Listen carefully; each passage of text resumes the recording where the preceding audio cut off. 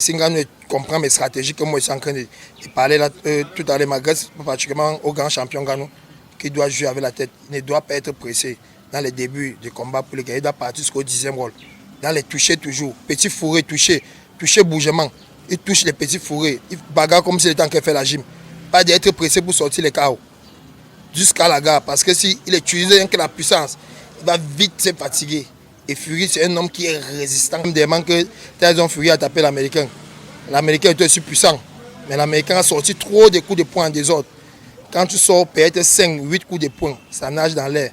Plus le souffle pas et plus on utilise ton même souffle pour te refrapper. Donc ce qui dit en Ghana d'être trop intelligent. De partir au petit toucher.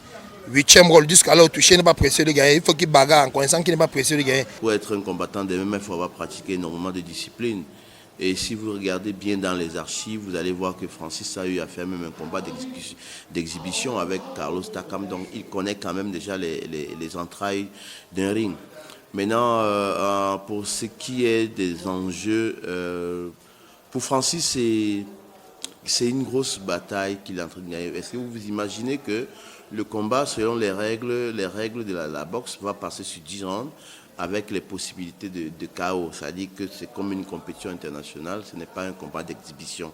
C'est comme une compétition internationale, n'est-ce pas, de MMA.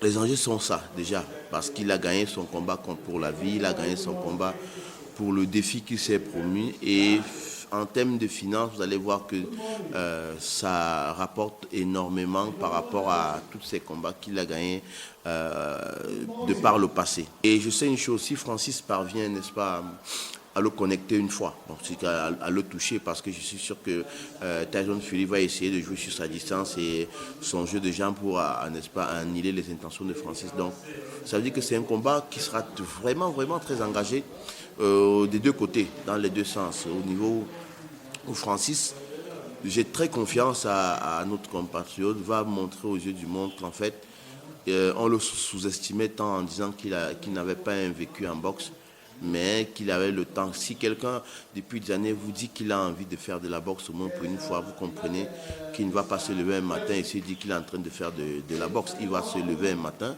il va dire qu'il en fait il se prépare. Donc ça, je crois que ça fait des années qu'il se prépare pour ça. Une fois qu'il a annoncé, c'est pas du jeu.